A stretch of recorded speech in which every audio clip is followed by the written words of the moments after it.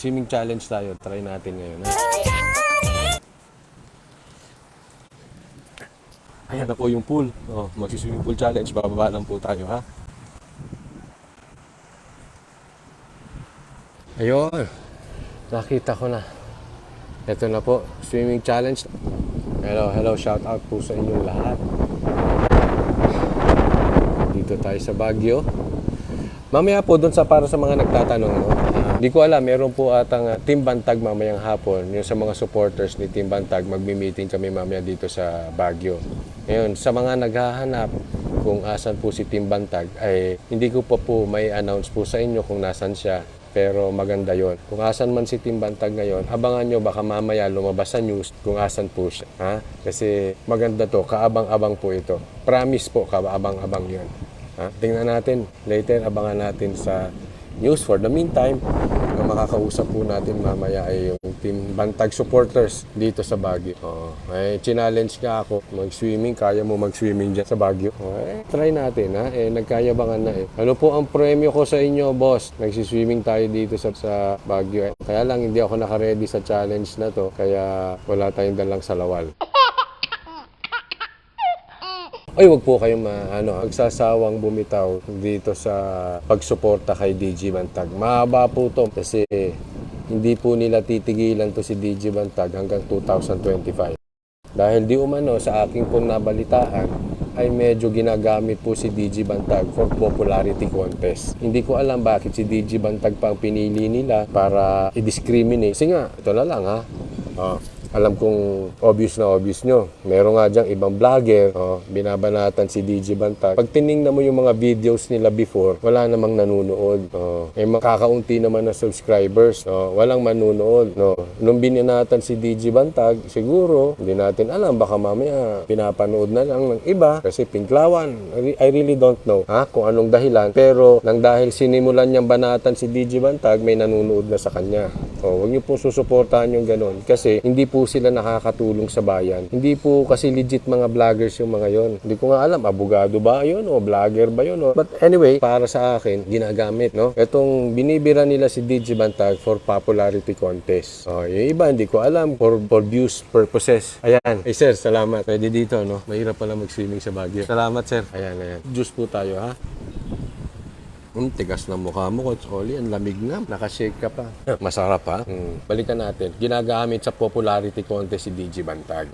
Yung iba, pag chinek nyo yung vlog nila dati, wala namang nanunood. Kakaunti nga subscribers, eh. Nung binanatan si DJ Bantag, may nanunood na. May nagsasubscribe na. So sa madaling salita, kaya ganado banatan si DJ Bantag kasi wala na siyang ibang topic, wala siyang ibang content na kaya niyang paramihin ng views. Dumadami lang ang views niya pag si DJ Bantag. Pag iba na ang topic, wala na siyang views. Kahit i-search nyo yung mga dati niyang videos, wala na po. Kaya ginagamit. Pangit po yun. Huwag niyong gagamitin ng isang tao, ang isang sitwasyon para dumami ang views nyo. Hindi po ganon. Di bali sana kung dati na siyang maraming nanonood o dati na siyang maraming subscribers. Pag chinek mo, wala talaga eh. Wala. Syempre, ganado ngayon yung tao. Nang binanatan si DJ Bantag, dumami yung views, dumami viewers. Huwag nyo na papanoorin yung mga ganong klase. Hindi na po makatao yun. Ginagamit mo yung isang tao, kahit puro kasinungalingan ang sinasabi, o kahit sabihin natin, sinungaling or totoo, that is not the issue. Halatang halata, may pagka user-friendly. Isipin mo, wala na siyang kayang pakitain at wala na siyang kayang dumami ang views kung hindi lang ang topic niya, DJ Bantag.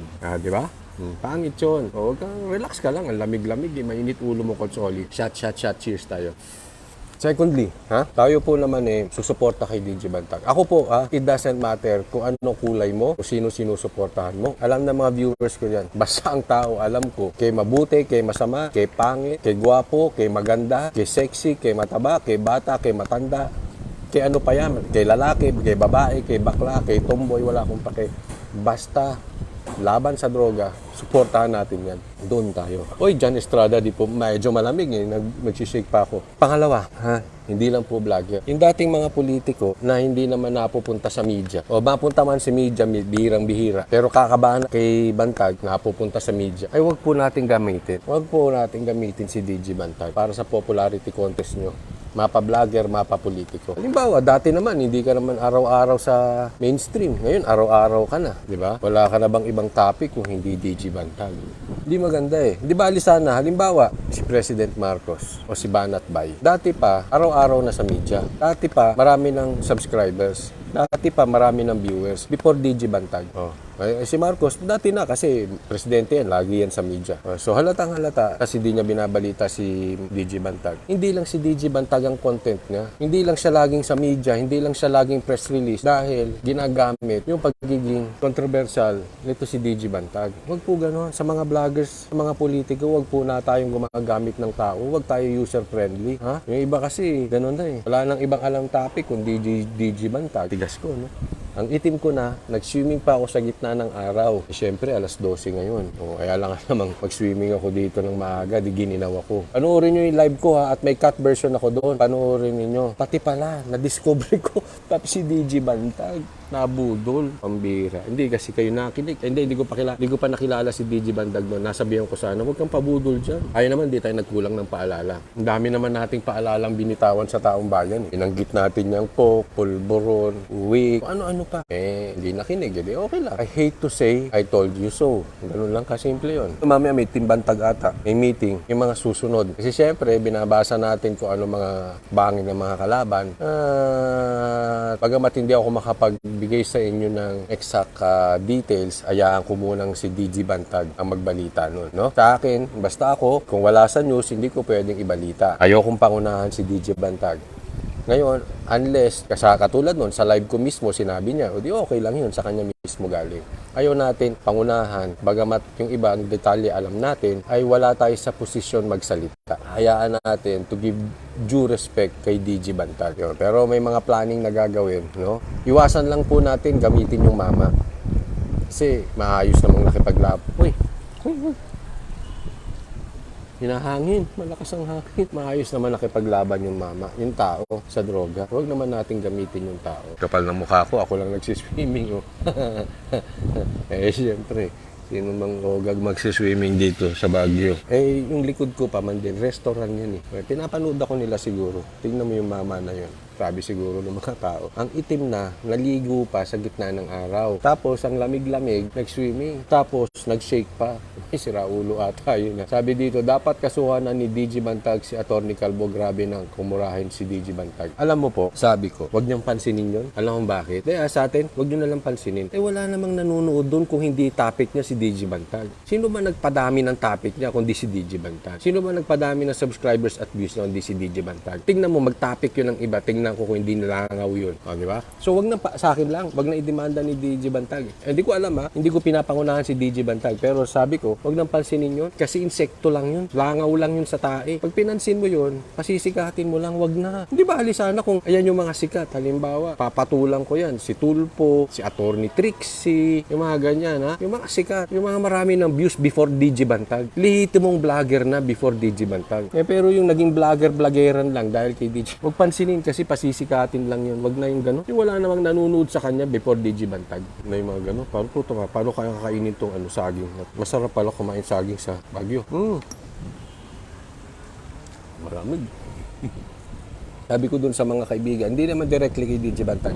Sa mga malalapit na kaibigan ng DG Bantag, binulungan ko. Siyempre, bulong-bulong din ako.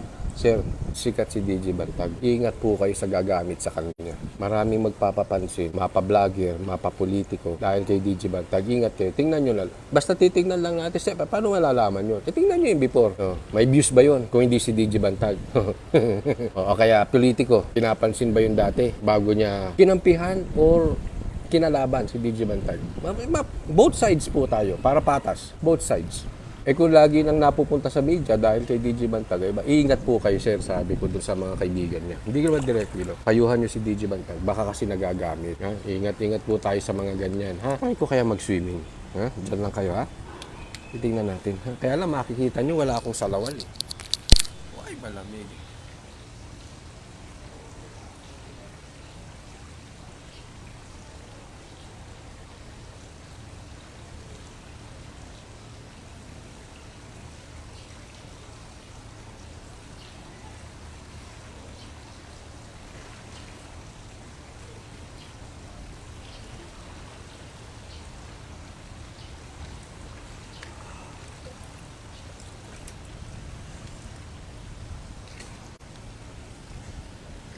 Parang sexy star ang datingan ko ron. Dapat may pang-ahon na dating. Ano dyan? May pag-ahon na dating.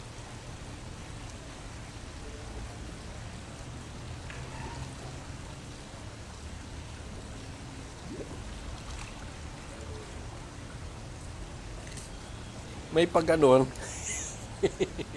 May pag-ano, parang sexy star ang dating ako nung may pag-ahon. Dapat yung may slow mo, tapos dapat may kanta o sexy na kanta.